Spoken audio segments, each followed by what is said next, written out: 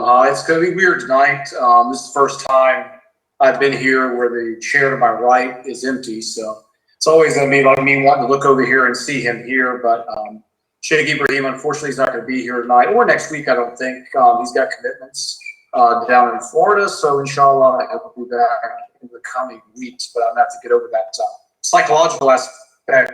He's always sitting here next to me.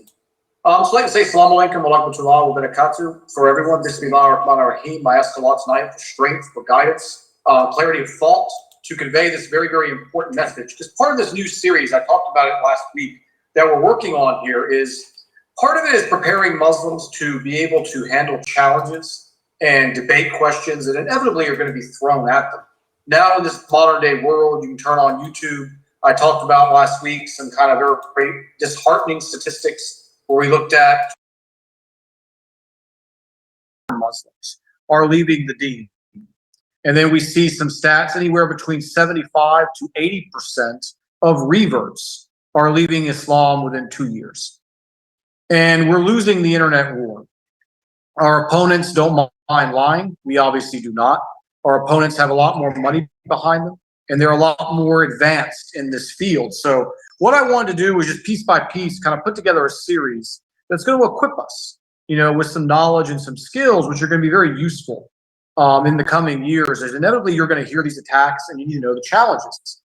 So tonight, I'm going to give a tribute, obviously, to Prophet Ishmael, not only to Prophet Ishmael, but to anyone around the world who has been misrepresented, who has been portrayed in an unfair way, because tonight we are going to shed light on who Prophet Ishmael was. We are going to look at the biblical accounts.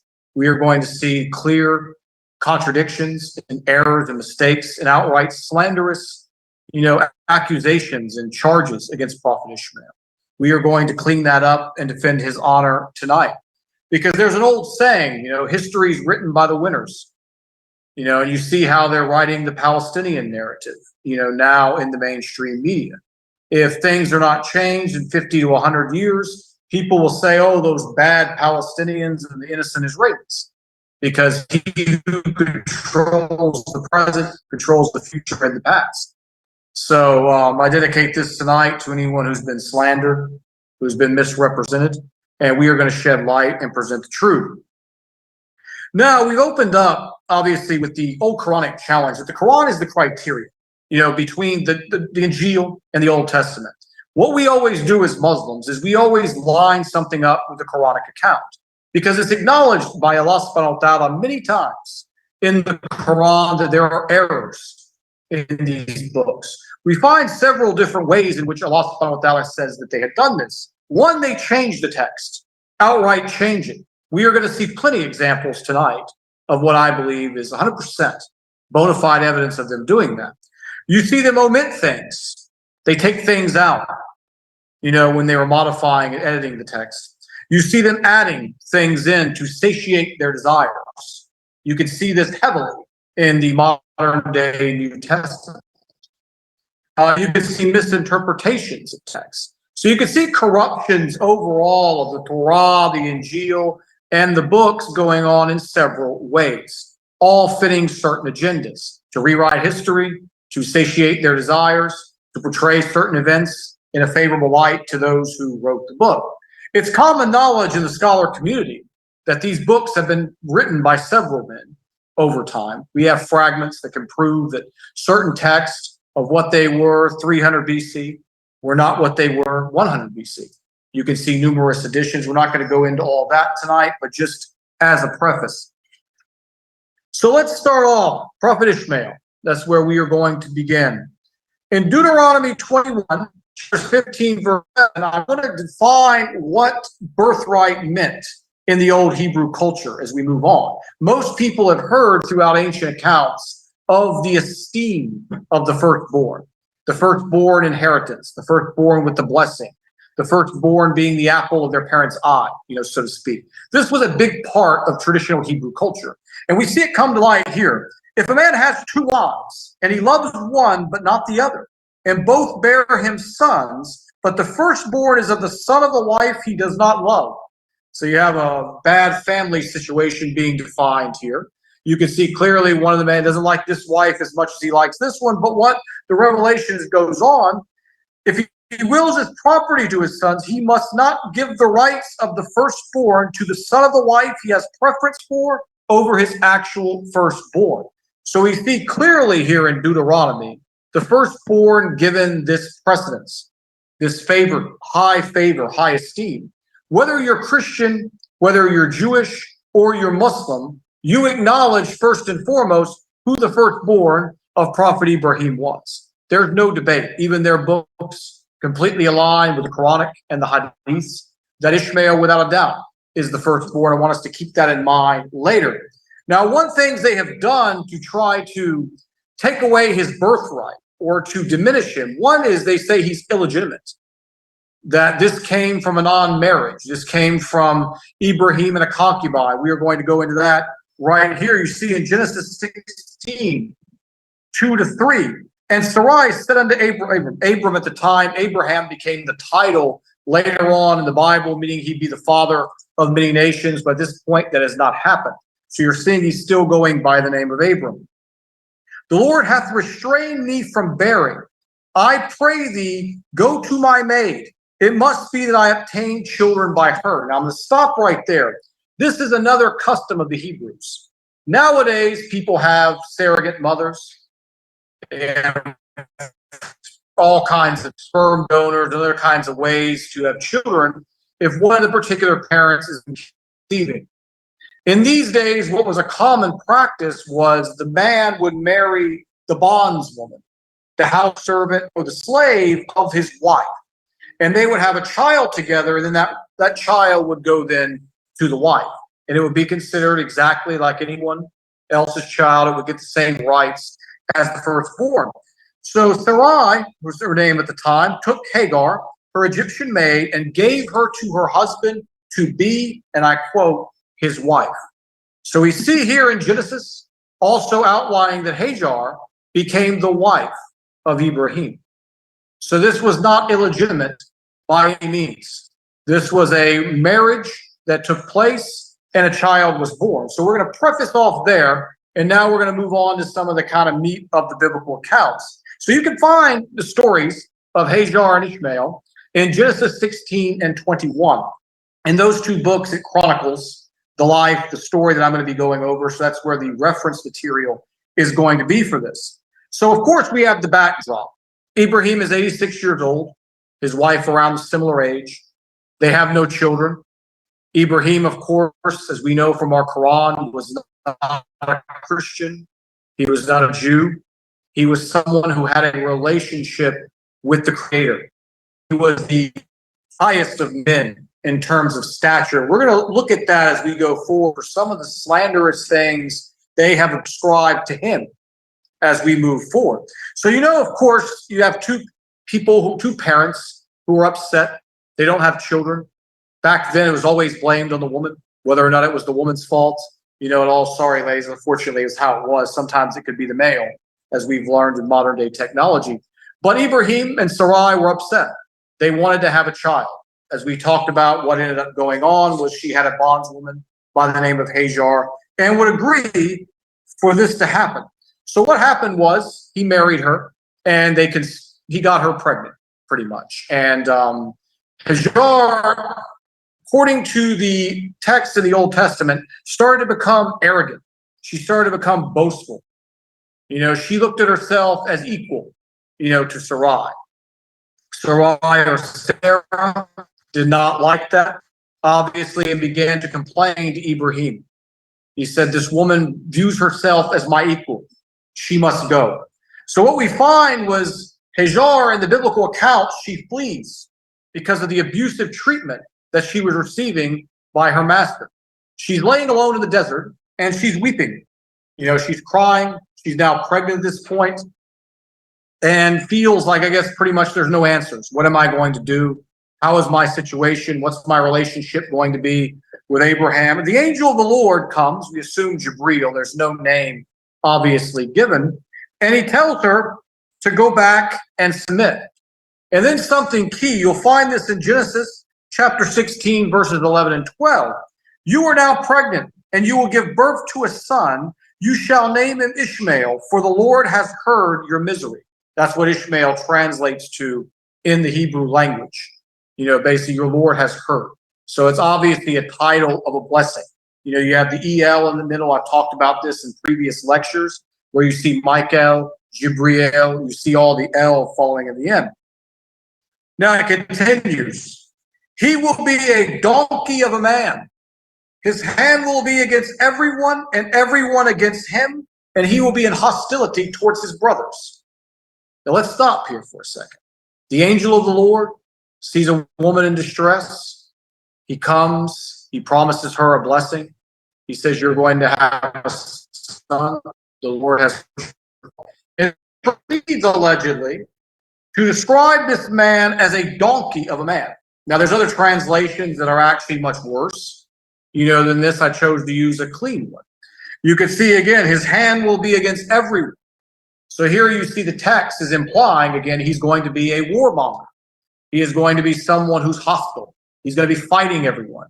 He's going to be a wild ass of a man, is what they use in some of the other translations. So is that something that is, befitting of our Creator and his angels, to tell a pregnant woman who is weeping from misery, seeking comfort in her Lord, to say, yes, you will have a son, but he's going to have those qualities?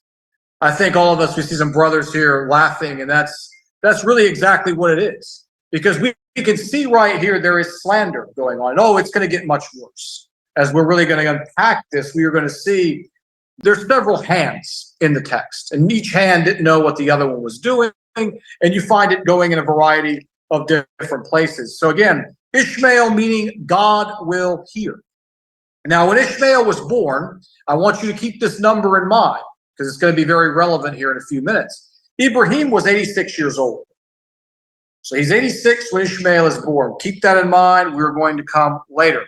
So when Ibrahim becomes 99, this is when our Quran mentions this incident as well. His title went from Abram to Abraham, because he would be the father, as it's translated, of multitudes, of many nations. Here in this designation, which of course still rings true today. This is when the covenant was established between Abraham and Allah, the circumcision. So he's 99 years old.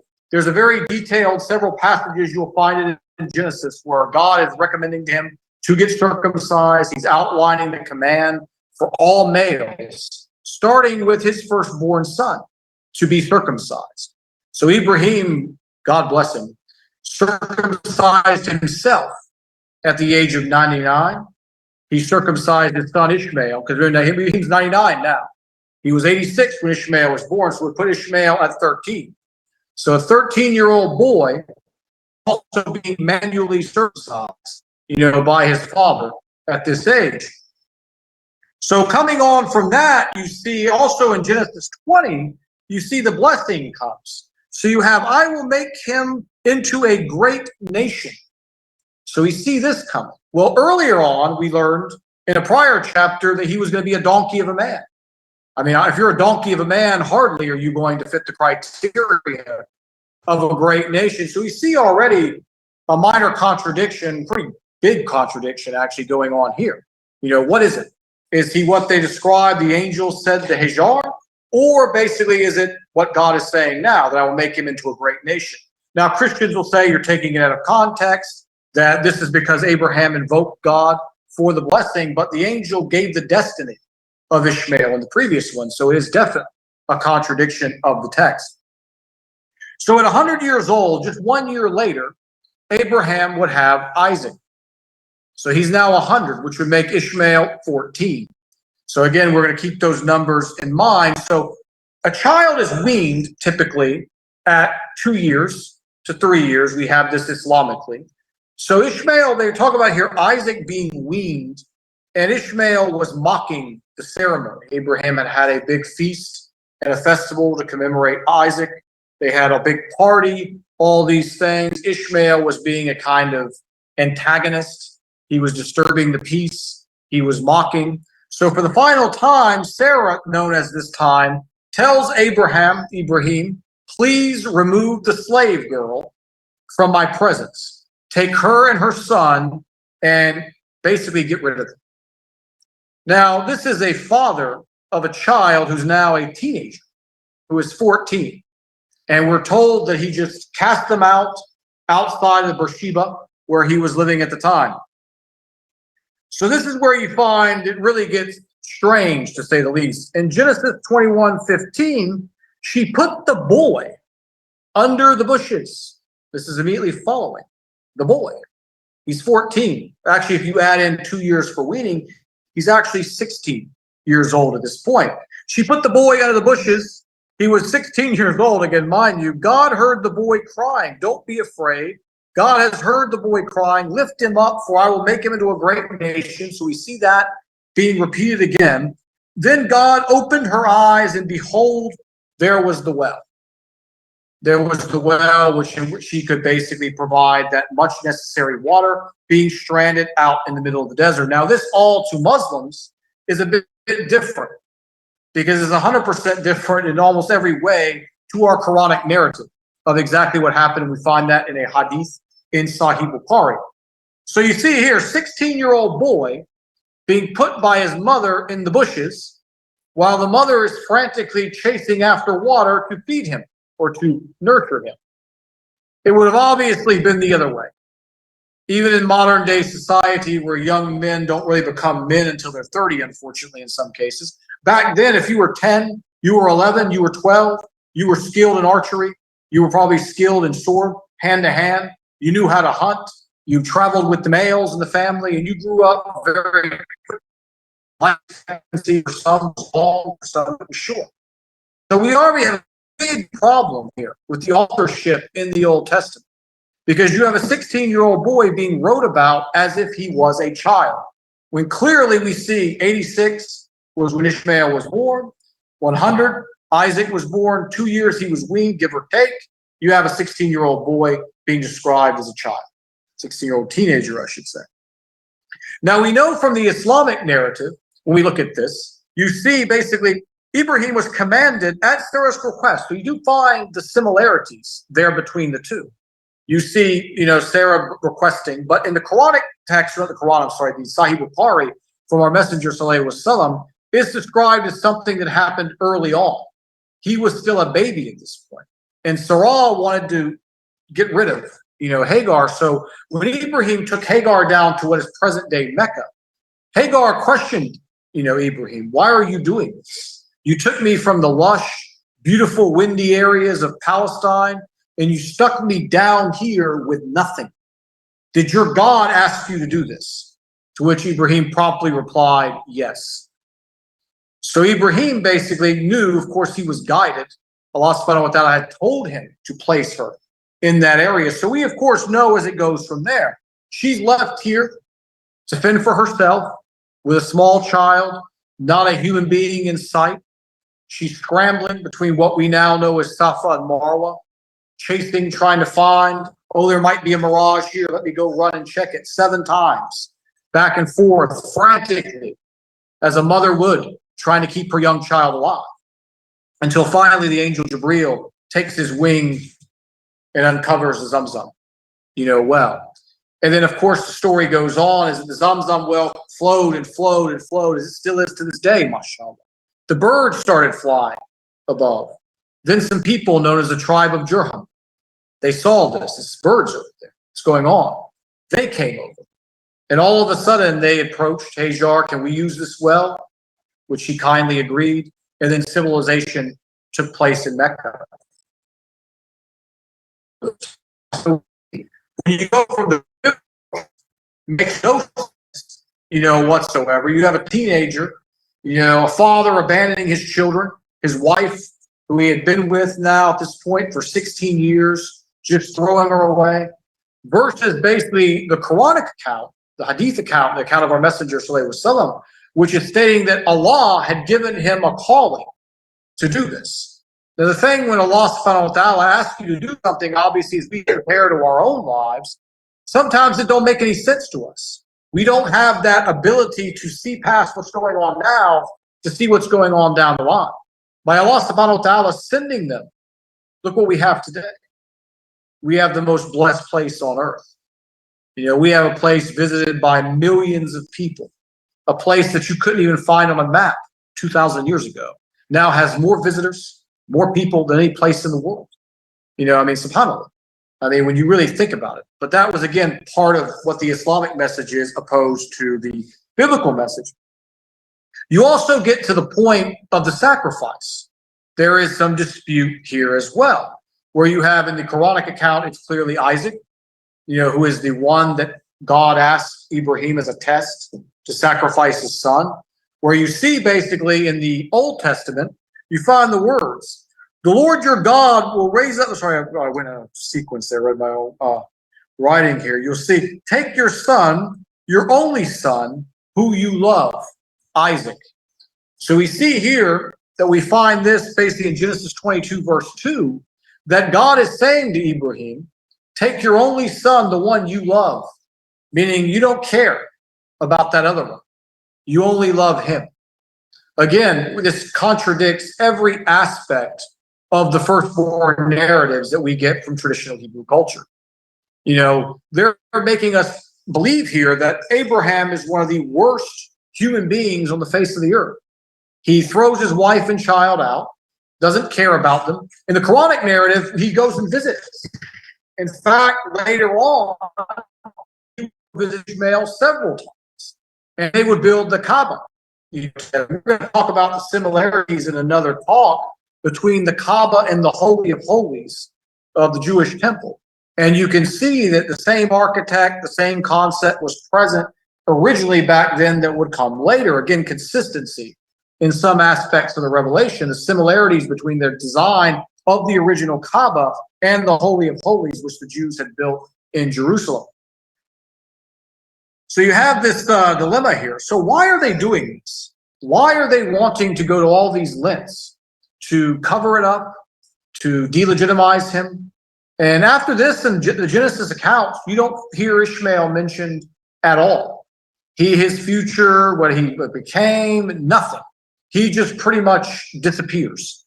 Because they've got a little problem, you know, here. And Christians don't like this. They've tried the best they can in several debates to kind of wiggle around it. You find this in Deuteronomy 18. This is a very famous prophecy. In fact, it is immortalized in our Holy Quran when Allah subhanahu wa ta'ala references that the Messenger sallallahu alaihi wasallam was mentioned in their scriptures.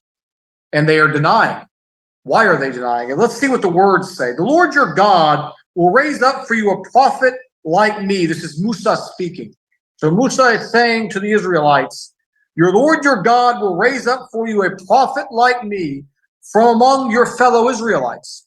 And I will put my words in his mouth. He will tell them everything that I command. So God is saying, literally, this prophet, I will put my words into his mouth. Who fits that description? Now, the Christians obviously will say it's Jesus. But according to the Christians, he's not a prophet. He's the Son of God. He's literally God in the flesh in some Christian sects. So obviously this cannot be referring to Jesus because he's not a prophet. He's the Messiah. By even the Christians who believe that Jesus was human, they still say he's the Messiah, not referring to him as the prophet. So the prophet obviously fits the description of having literally the words of God placed into his mouth, who doesn't speak from his own desire, speaks only the word of Allah. We, of course, know the answer to that. So how do they disqualify Rasulullah sallallahu alaihi wasallam from this statement? By delegitimizing Ishmael. Because the common argument is that, oh, he was a descendant from Ishmael. That doesn't count. You know, the bloodline came through Isaac. Anyone who knows anything about Hebrew culture, the tribal affiliation comes from the father. If your father was from the tribe of Judah, Dan, didn't matter. That's what tribe you were affiliated with. Going back even before the 12 tribes of Israel, Ibrahim, obviously, his sons were from his bloodline. So needless to say, Ishmael is the inheritor of that bloodline, of that right, of that divine right of prophethood. So this fits in absolutely perfectly because Rasulullah sallallahu alaihi wasallam was from their brethren. He was from that bloodline, but they didn't want to accept him. They felt that he was beneath them. This has to be a Jew from Isaac, cannot be someone from Ishmael. Anyone have any questions or comments?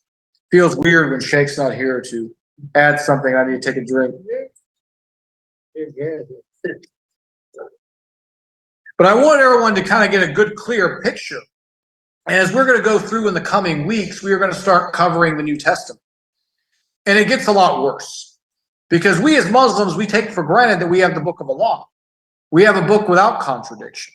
People have to try to make up stuff to try to find us or trap us. You can say in a debate with this, I mean, it's literally, it's all over the place. You really get the feel when you study the Torah that it's written by 10, 15 different people, sometimes within the same chapter, that it really just kind of jumps. And we're seeing evidence again of that tonight. The way you have in one hand, he's 86 years old, he has his son, then he's 100, then his son all of a sudden goes back in time, like back in the past, and becomes a boy again, then he's forgotten. I mean, it just really, it makes no sense. And again, testifies to the Quran's purpose is to clean this stuff up. It's to provide the clarification on that which they differ. You know, we are going to see going forward when we start talking about Isa, on who be peace, the same thing. You know, he came out simply as a man with a message, follow God, worship God. As he says in Matthew, I came to confirm the law, not to abolish it. And then just a few decades later, he's, walking, talking God. You know, he's literally God in the flesh. So you can see again how those stories can morph and change over time. But Ishmael, without him, we don't have Nabi Muhammad sallallahu alaihi wasallam. So as Muslims, I recommend everyone to become familiar with the life of Ishmael. I've given you the biblical accounts. There are very few, as I mentioned, just 2 major points in Genesis do we find these. But he's kind of been forgotten, you know, and lost. And I mean, he is very important. We look at the grand scheme of things of who we are. Because without him in that barren place, thousands of years ago, you know, Nabi Muhammad sallallahu alaihi wasallam is never born. You know, it's all part of God's miraculous, beautiful plan, where Allah subhanahu wa ta'ala set everything up. You know, from back then, what seemed hopeless became the biggest, you know, sense of hope that ever could be given, you know, the city of Mecca. So that's conclude basically tonight. Anyone have any questions, comments, anything you would like to add? So usually when Sheikh Ibrahim's here, we have a little bit extra time. So. Sunnah followers, any questions, comments?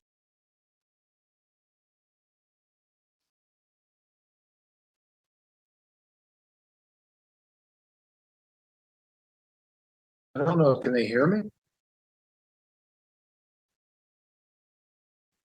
Oh, she give a thumbs up. So we don't have any comments from anyone, questions? Oh, she's good. Okay, as we want again, main purpose tonight was just to get everybody to be a little bit more familiar, you know, with their deen, familiar with some of the slanders and where they come from and what we have to do to combat that. So from now on, we start hearing challenges to Deuteronomy, you know, 18 verses 14 and 15. We simply say to those people, you know, who's really the firstborn? How does the Hebrew lineage work? You know, Ishmael is obviously the firstborn. The Hebrew lineage work. The firstborn is elevated. You get your descendancy from your father. You know, you cannot take away that, you know, from him. You cannot steal his birthright, which is what the authors, obviously, of this present day Torah, not the Torah revealed by Allah subhanahu wa ta'ala, but the present day authors, the most modern authors have ascribed to him. So if nobody has any questions, bid everybody a farewell. Good night. Assalamu alaikum wa rahmatullahi wa barakatuh. We thank everybody for coming. And inshallah, we'll see you next week where we are going to look at the 90 plus contradictions in the New Testament. That's going to be a little bit longer than tonight. We're not going to go through all 90 of them because we'd be here for 5 hours really to go through them. But we're going to focus on the more larger ones, some of the more glaring contradictions. And I don't want to see any Muslims or hear any stories of any Muslims losing their faith because they hear a couple of YouTube videos and they hear some stuff that they never heard their imam talking about from someone who's versed in the Torah or the New Testament, and they believe, oh, all my life I've been told lies. No, you just got to be prepared for who the giver of the information, you know, is, so to speak. But Have a good night. Allah bless. Thank you so much. Jazakallah khair.